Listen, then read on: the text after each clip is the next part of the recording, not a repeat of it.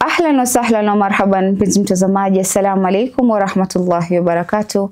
Natumai mzima buheri wa afya. Jina langu ni Haifa Muhammad na karibu katika kipindi kipendacho Pewa Asubuhi ndani ya kitengo Gumzo la Vijana. Mpenzi mtazamaji, leo tena ni furaha na bashasha kuwa naye kaka yetu, ndugu yetu ambaye si mwingine bali ni Luqman. Naamini katika vipindi vingine mmeweza kumuona, ameweza kutuelezea mengi na mengi zaidi na ameweza kuelimisha wewe, na inshallah katika nyakati ya leo mpenzi mtazamaji tutaweza kuangazia spiritual benefits of fasting during Ramadan, na inshallah tukielekea kwake tutaweza kufahamu mengi na mengi zaidi. Assalamu alaikum wa rahmatullahi wa barakatuh. Wa alaikum salam wa rahmatullahi wa barakatuh. Karibu sana. Shukran sana. Nafurahia sana kuwa katika studio za Mahdi TV. Naam, ni furaha kubwa sana kwangu mimi. Na pia inanitia motisha sana kwa sababu napata fursa ya kuzungumza na vijana. Mashallah. Tena katika mwezi mtukufu wa Ramadhan. Alhamdulillah. Naam, inshallah tukielekea katika mada yetu ya leo, kaka Luqman, kuhusiana na spiritual benefits of fasting during Ramadan. Bismillah. Naam. Kama tulivyoelekezwa na Haifan hapa, ametuelezea kwamba leo tunataka kuzungumzia faida ambazo kwamba zinapatikana kiimani katika kufunga mwezi mtukufu wa Ramadhani. Na hili sala hatuwezi kuingia ndani moja kwa moja kwa fikra zetu. Lazima turudi kwa yule alotuamrisha sisi kufunga Ramadhani ili tupate kwa nini katuambia, ili tujue tutapata faida gani katika kufunga mwezi mtukufu wa Ramadhani. Basi moja kwa moja tutaenda kwa maneno ya Allah Jalla Jalaluhu pale alipokuwa kiamrisha wanadamu kufunga Ramadhani. Mwenyezi Mungu asema nini? Anasema katika suratu Baqara aya 155 baada ya udhubillahi minashaitani rajim. Mwenyezi Mungu asema ya ayyuhalladhina amanu kutiba alaykumus siyam kama kutiba alal ladhina min qablikum la'allakum tattaqun. Hayo mambo yani yako wazi. Anasema enyi mloamini. Nani waliamini? Walioamini ni watu ambao kwamba alladhina sadaqullaha wattaba'u rasulahu. Ni wale ambao kwamba wamemwamini Mwenyezi Mungu na wakamfuata mtume wake haki ya kumfuata. Hawa ndio Mwenyezi Mungu anawaadress. Kisha Mwenyezi Mungu anawaambia nini hawa watu? Anawaambia kutiba alaykumus siyam. Yani faradha alaykumus siyam, nyinyi mmefaradishiwa nyinyi kufunga. Mmelazimishwa, yani mmefaradishiwa nyinyi kufunga, waumini wanaomwamini Mwenyezi Mungu na wakamfuata mtume wake kisawasawa. Wamefaradishiwa kufunga. Kama kutiba alal ladhina min qablikum. Sio nyinyi peke yenu. Kuna wengine walikuwa wacha Mungu kabla yenu pia waliamrishwa kufunga. Na nyinyi pia mnaamrishwa vile vile kufunga. Sasa tuangalie Mwenyezi Mungu kwa nini anatuambia tufunge. Anasema la'allakum tattaqun, ili nyinyi mpate kuwa wacha Mungu. Kwa hivyo moja kwa moja Allah alikuwa anatuamrisha kufunga, na hapo akafanya nini? Akataja faida ambayo kwamba itapatikana katika wewe kufunga. Akasema ili upate kuwa mcha Mungu. Kwa hivyo direct Allah ameshatuambia faida utakayoipata katika mwezi mtukufu wa Ramadhani. Ramadhani itaondoka, ukimaliza kufunga Ramadhani utabaki wewe ni mcha Mungu. Hakuna fadhila iliyokuwa kubwa kama mtu kuwa mcha Mungu. Kweli. Naam. Hakika hilo ni swala ambalo ni zuri, kwa sababu mwisho wa siku ucha Mungu ni kitu ambacho ndo kinahitajika, na ndo mwelekeo na ndo mwenendo wa muumini yoyote ambaye anataka kufaidika, na muumini yoyote ambaye anataka Mwenyezi Mungu amuongoze. Kwa sababu mwisho wa siku mtu anajiuliza ni vipi mimi nitaweza kuweza kujiongoza ama kuwa katika njia ambayo iliyo sahihi. Na ukitahamaki ama ukiangalia masuala ni mengi ambayo yanamkumba hasa kijana wa sasa hivi. Katika swala zima la uchamungu, vijana wengi sasa hivi si wachamungu.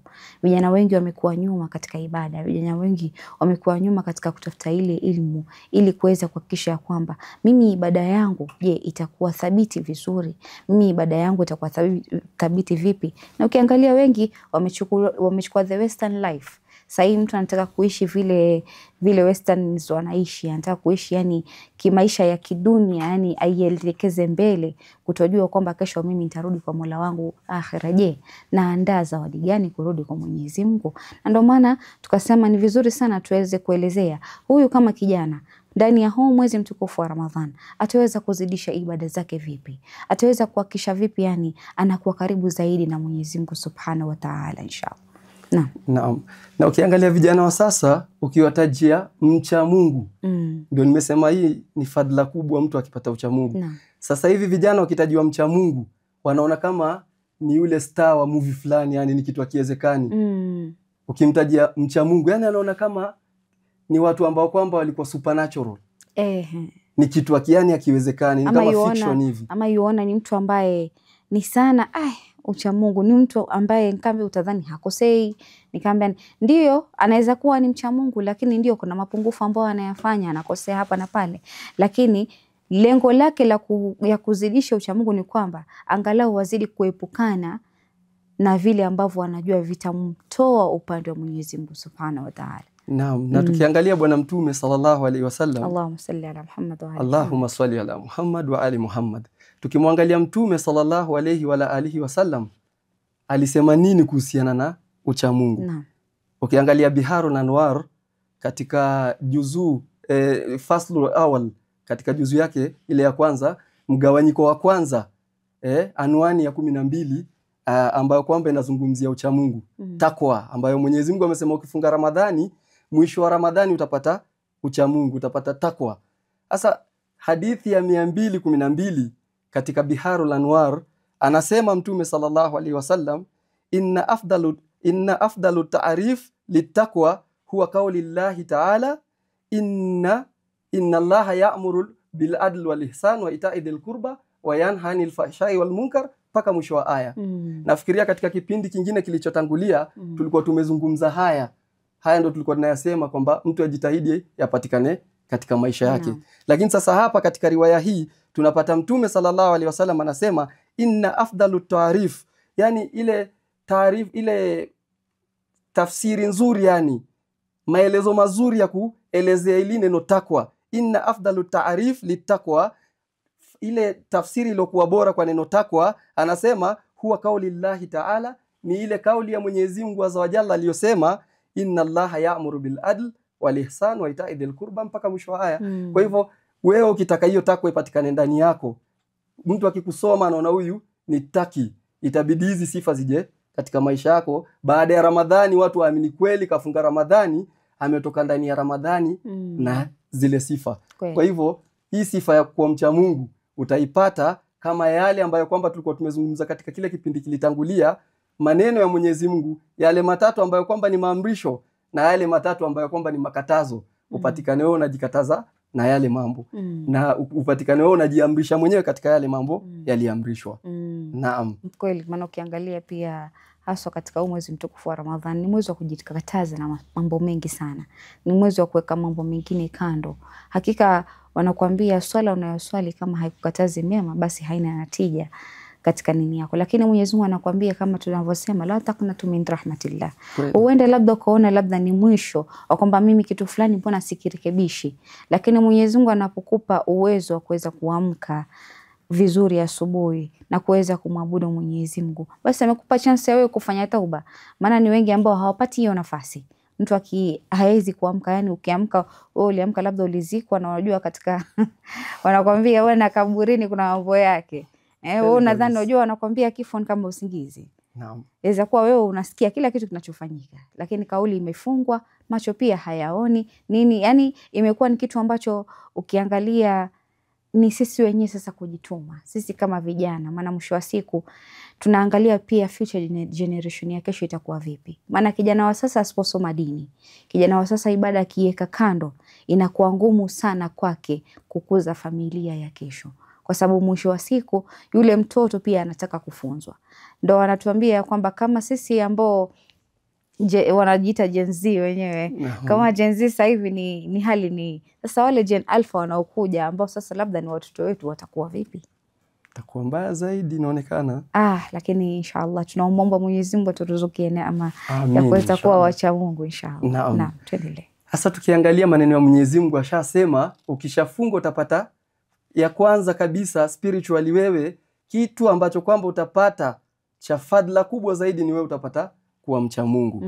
Na Mtume alayhi salatu wasalam hapo katika Biharul Anwar, ukiangalia katika mgawanyo huo faslul awal, na uangalie katika anwani hiyo ya takwa, katika riwaya nambari 214 Mtume sallallahu alaihi wasallam kuna maneno ameyasema, ukiwa wewe kweli una imani na dini yako utayazingatia. Anasema man ahabba an yakuna akraman nasi falyakun takiyan. Umeona? Anayetaka kwamba apate sharaf mbele ya Mwenyezi Mungu, apate utukufu mbele ya macho ya Mwenyezi Mungu, yani siku ya kiyama mbele ya Mwenyezi Mungu akwe yeye ni mtu mwenye sharaf. Umeona Anasema falyakun takiyan, inatakiwa wewe uwe mcha Mungu. Umeona? Kwa hivyo kuna faida nyingine inapatikana. Wewe baada ya kufunga Ramadhani ukapata ule ucha Mungu ambao Mwenyezi Mungu akaukusudia, asa Mtume anakufungulia wazi, anakuambia kuna ingine sasa utapata fadhila ya pili ya kufanya nini? Kukuwa mtukufu mbele ya macho ya Allah jalla jalaluhu. Mashallah. Kwa hivyo kuna faida ya pili hapa inapatikana. Leo sisi tunataka mtu apate sharaf mbele ya watu. Je, sisi hatutaki kupata sharaf mbele ya Allah? Tunataka sana. Kila mtu akiulizwa, hata ule muovu, hata ibilisi sasa hivi akiletwa mbele yetu aulizwe, utaona ibilisi moja kwa moja atasema nataka sharaf. Na nadhani kule kutaka sharaf sana ndio kulimpeleka yeye kufanya kibri mpaka akamwasi Allah. Siku hiyo aliambiwa msujudi Adam. Hakika. Naam. Kwa hivyo kupata sharaf ni kitu ambacho kila mtu ana jazba ya kukipata. Na ile kutafuta sharaf uende kakupeleka kwa maangamivu au ikakupeleka kwa nini? Sasa ile sharaf ambayo kwamba haiwezi kukupeleka kwa maangamivu ni sharaf ya kutafuta sharaf kwa Mwenyezi Mungu. Itakupeleka kwa ucha Mungu, itakupeleka pali pazuri. Sharaf mbele ya Allah itakuingiza janna. Ndio maana yake. Naam. Sasa tukiangalia kama Amirul Mu'minin katika zama zake alayhi salam, alikuwa na masahaba zake. Kulikuwa na mtu mmoja pale alikuwa ni taki, alikuwa mcha Mungu sana. Na wacha Mungu kawaida yao wanakuwa na sifa ile ya hataki kujionyesha kama mcha Mungu. Naam. Akakwenda siku moja, anaitwa Hamam. Hamam alikwenda kwa Ali ibn Abi Talib siku moja alayhi salam. Akaenda akamuuliza, ya Amiral Mu'minin, ewe kiongozi wa waumini. Anamuuliza akaenda akamuuliza Amiral Mu'minin swali ambalo kwamba leo sisi tunatakiwa pia sisi tukuwe na maswali kama hayo kichwani. Akamwambia Amiral Mu'minin, swifli almuttaqun kaanni andur ilayhim, nisifie sifa za mcha Mungu nikae ni kama mimi umemsifu mpaka namuona. Waona swali nzito. Baada ya kumuuliza Amiral Mu'minin swali kama hili, tunaambiwa fatatakkal alayhi salam an jawabuhu, akakuwa mzito sana alayhi salam Amiral Mu'minin kujibu swali la yule sahaba wake. Thumma kala, kisha akasema, akamjibu akampa sifa nyingi sana, lakini hatuwezi kuzimaliza katika kipindi chetu. Tukachukua kipande kiasi tu ambacho kwamba Amiral Mu'minin alayhi salam alikuja akamuelezea Hamam kuhusiana na sifa za wacha Mungu. Akamwambia, ya Hamamun, ewe Hamam, ittaqillaha wa ahsin fa inna Allaha ma'al ladhina taqaw wal ladhina hum muhsinun. Kwanza wewe Hamam, kitu cha kwanza muogope Mwenyezi Mungu, kisha ufanye wema. Na utaona katika ile aya ambayo kwamba Mwenyezi Mungu katoa zile sifa zile tatu zenye ni maamrisho, kufanya wema iko ndani. Akamwambia, kwa hiyo muogope Mwenyezi Mungu kwanza, fanya ucha Mungu, ujihakikishe wewe umeingia katika kwa hawa watu umeulizia wacha Mungu. Alafu pili, baada ya wewe umejipamba na sifa za wewe kuwa mcha Mungu, basi ukuje uwe ni mwenye kufanya wema. Kwa hakika Mwenyezi Mungu anakaa pamoja na wale ambao kwamba wanafanya wema. Mashaallah. Umeona? Kwa hivyo Ramadhani pia ikiisha natakiwa mtu akitoka na sifa ya kuwa mcha Mungu, anapatikana ndani yake pia na sifa ya kuwa mwema. Atatoka akiwa mwema. Hiyo ni faida nyingine. Tumejuzwa na Amiral Mu'minin alayhi salam. Naam. Shukran sana Luqman kwa kuweza kutuelezea na kutupa pia ni hadithi nzuri ambayo ina mafunzo zaidi. Na ukiangalia katika nyakati hizi, nadhani hizi hadithi wengi wamezipuuza sana, na ni wakati wake ambao sisi vijana tunafaa kumwelekea Mwenyezi Mungu Subhanahu wa Ta'ala. Shukran sana, acha tuchukue mapumziko, tukirudi tutaendelea zaidi. Kurudi kwako mpenzi mtazamaji, natumai katika awamu ya kwanza tukiwa na Luqman umeweza kufahamu mengi ambayo ameweza kuangazia na kuelezea. Ameweza kuelezea swala la ucha Mungu. Wanakuambia ni benefit ya kwanza, faida ya kwanza ya wewe kuwa karibu na Mwenyezi Mungu Subhanahu wa Ta'ala. Yani utazidisha ule ucha Mungu ndani yako, na pia inafanya unakuwa mwema. Ndo faida za Ramadhan. Yani Ramadhani imekuja kama zawadi na inakuja mara moja kwa mwaka. Lakini ukumbuke kwamba mpenzi mtazamaji, ni kwamba wewe ndio unaondoka, lakini Ramadhani inabakia. Kila mwaka inarudi, lakini jiulize, je, inapoondoka, je, unapata faida? Insha Allah mpenzi mtazamaji, acha tuchukue mapumziko, tutakaporudi tutaendelea zaidi. Assalamu alaikum warahmatullahi wabarakatuh. Mpenzi mtazamaji, karibu tena katika awamu ya pili ya kipindi kipendacho Upeo Asubuhi ndani ya kitengo Gumzo la Vijana. Mpenzi mtazamaji, tukiwa naye Luqman ndani ya studio zetu za Mahdi TV, nadhani unaweza kufaidika zaidi. Mimi binafsi naweza kupata mawili matatu ambayo nitaenda nayo nyumbani. Je, na wewe unayapata hayo mawili matatu ambayo Luqman anaweza kuelezea? Kwa sababu mwisho wa siku sisi ni vijana na tunahitaji kuelimika, na inshallah ukipata mtu mwenye elimu na akikupa elimu, bimaana sio kwamba anajua zaidi, bali anakupa kile ambacho ameweza kukuandalia, na inshallah tukirudi kwake tutaweza kufahamu mengi na mengi zaidi. Naam, karibu tena Luqman. Shukran sana kwa fursa nyingine ya kuendelea kutoa faida ambazo kwamba mimi Allah kanijalia nikapata kuzipata, na mimi natakiwa nizitoe. Kweli? Basi Amir al-Mu'minin alayhi salam, baada ya kumuelezea sifa za mcha Mungu, akamwambia Hamam, baada ya kusikiliza zile sifa zote, Amir al-Mu'minin alayhi salam hakukoma hapo. Sasa Amir al-Mu'minin alayhi salam alianza kumtolea alama. Baada ya kumwambia sifa za mcha Mungu ambazo kwamba wewe unatakiwa ujipambe nazo, usifike nazo, alikuja akamtolea alama za kutambua kwamba tayari sasa huyu kaingia katika ucha Mungu. Hapo sasa ndio kipimo chako cha kuona kama kweli nimenali ucha Mungu au bado. Akasema famin alamati ahadahum annaka tara lahu quwwatan fid din.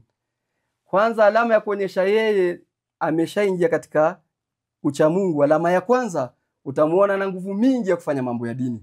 Na ndio maana unaona Ramadhani ikiwa katikati, kumi ya katikati ile, unaona kuna noga, hata maji ya kutawadha inakosekana msikitini, pale pa kutawadha panajaa.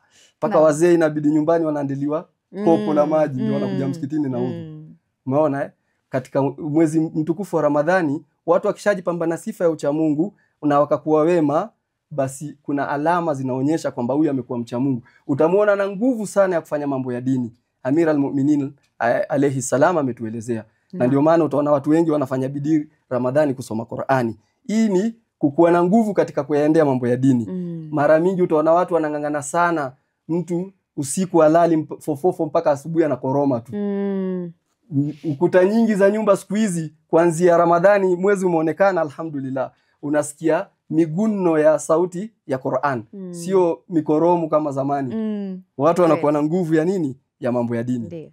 Akaongeza lengine akasema alama nyingine, wa hazman filin, na akiazimia jambo lake analiazimia kwa upole na kwa ulaini.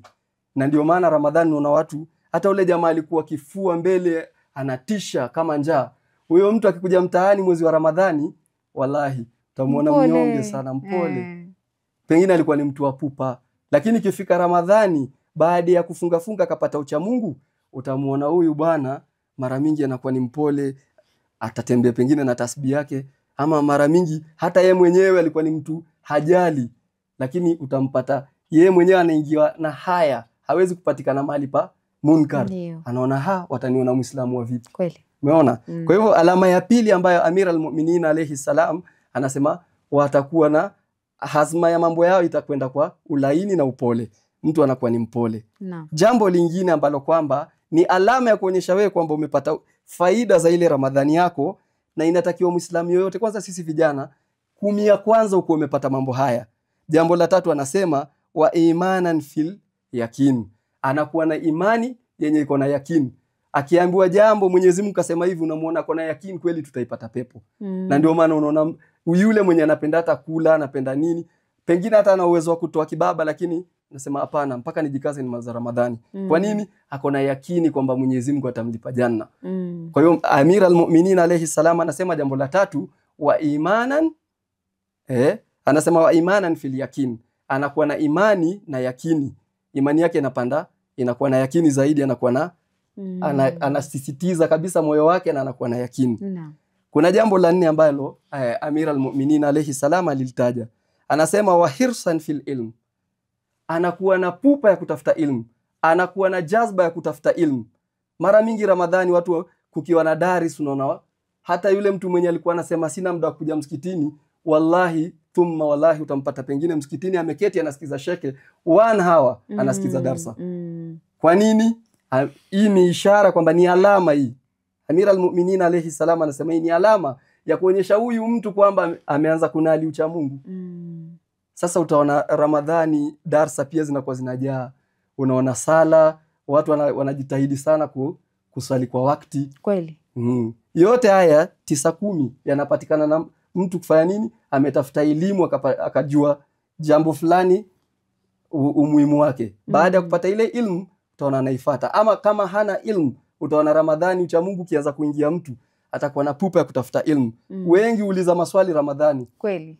Maswali ambayo kwamba angeuliza nje ya Ramadhani hata hayahusiani na Ramadhani, lakini utampata ndani ya Ramadhani ampata ucha Mungu anatafuta ilmu. Kweli. Anakuwa ni mwenye pupa katika kutafuta ilmu. Hiyo ni alama ya 4. Alama nyingine ambayo Amir al-Mu'minin alayhi salam alitaja, anasema wa ilman fil hilm, na elimu yake anakuwa nayo na upole. Katika Ramadhani mtu ambaye kwamba pengine alikuwa na elimu ya kwenda kuvuruga, kuna watu wana elimu za shari, sikudanganyi wallahi, mtu anasoma dini lakini ile dini akaisoma akakuwa kwake pande yake anaitumia vibaya ile elimu ya dini. Badala ya kuifanyia kazi kuitafutia janna, anaitumia kuiletea watu malumbano. Umeona? Lakini mara mingi ndani ya Ramadhani utapata ule mtu akianza kunali ucha Mungu atakuwa na upole katika elimu yake. Ile elimu yake itampatia jazba ya kudharau watu. Hawezi kuwa na kibri kwa sababu ana ilmu. Atakuwa ile elimu yake anaitumia kuwafuata wale wanyonge, pengine akawaelimisha. Unampata msikitini pengine anaelimisha mwingine.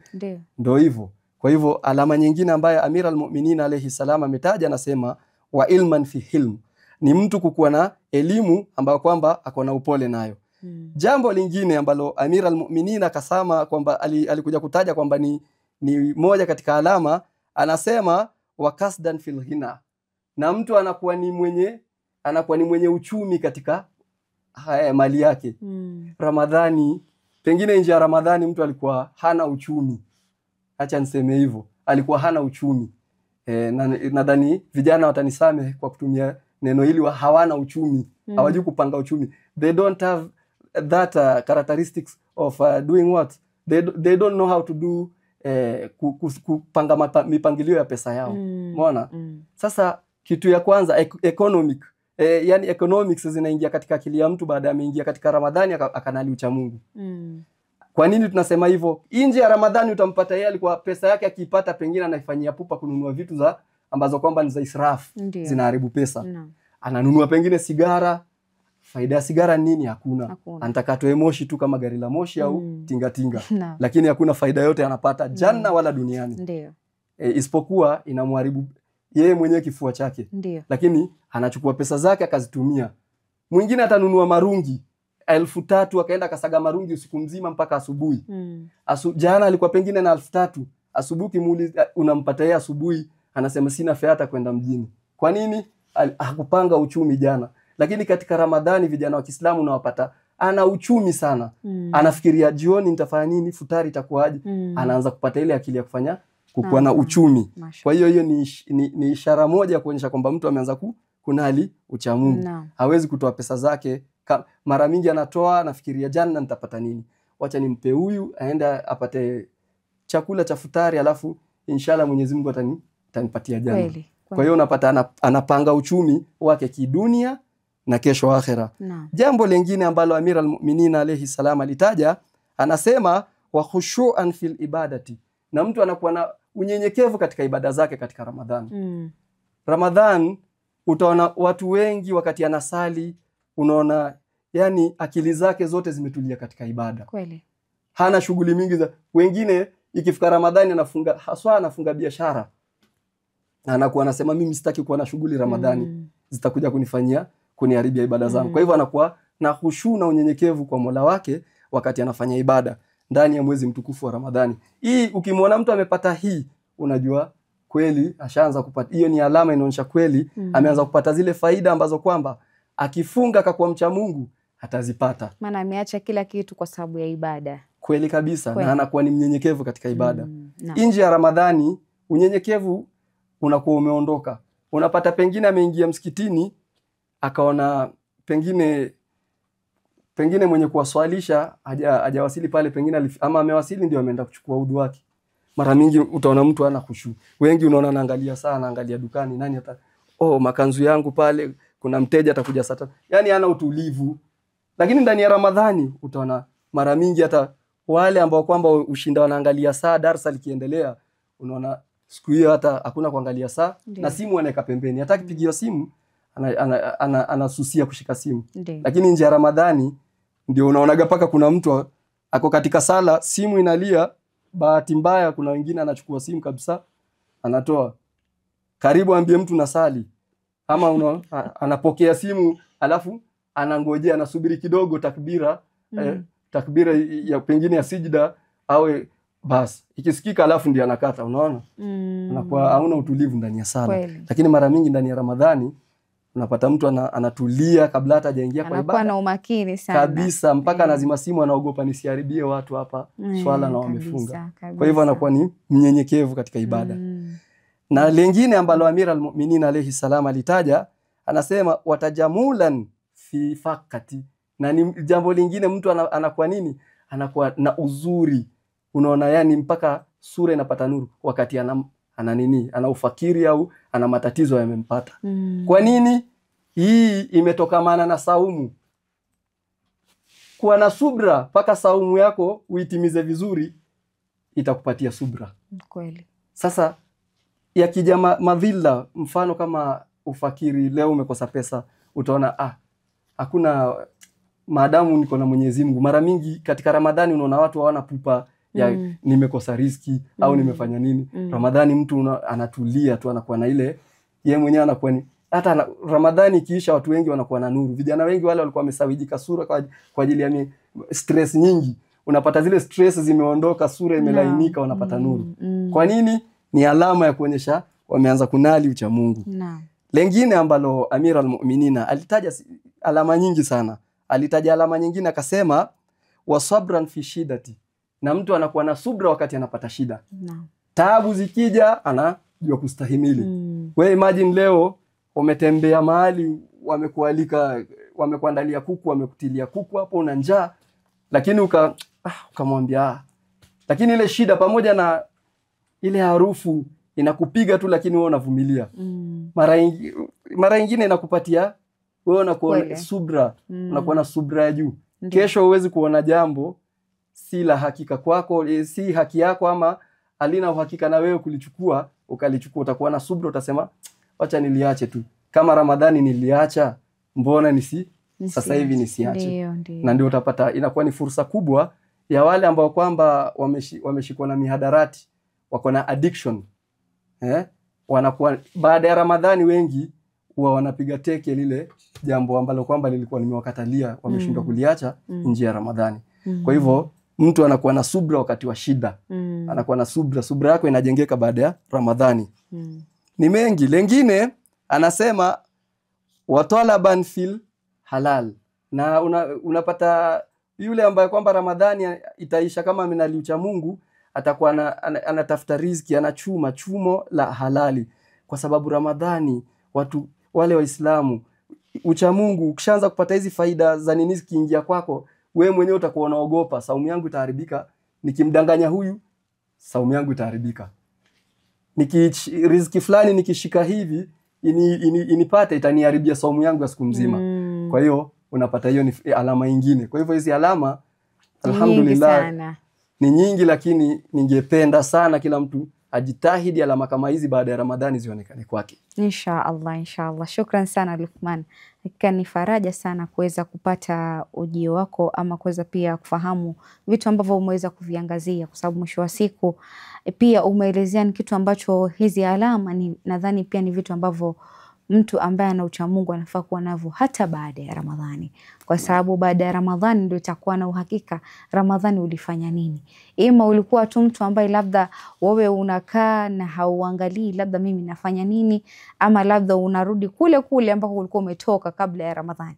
kwa sababu Ramadhani inafai kukataza mambo mengi, na ndio maana utakuta kuna vitu vimekatazwa mtu anaepukana navyo mbali. Shukran sana Luqman kwa kuweza kuwa na sisi, shukran sana. Kurudi kwako mpenzi mtazamaji, natumai katika awamu ya pili tukiwa naye Luqman ndani ya studio zetu za Mahdi TV umeweza kufahamu mengi na mengi zaidi ambayo ameweza kuiangazia. Binafsi nimefaidika na umeambiwa kwamba alama za uchamungu ni nyingi sana, na ameweza kukupa nadhani vitu ambavyo pia unaweza kaa ukajiuliza wewe mwenyewe, je, mimi alama hizi niko nazo? Na je, baada ya Ramadhani itakapoisha, je, hizi alama bado nitakuwa nazo ama itakuwa ni ile bwana tunangoja Ramadhani mpaka Ramadhani, na ikifika Ramadhani kisha tunasahau tulikotoka, tunaenda kule ambako tunajua kabisa ni pahali pabaya. Mpenzi mtazamaji, kufikia hapo sina mengi ya kusema isipokuwa ni kukwambia maasalam.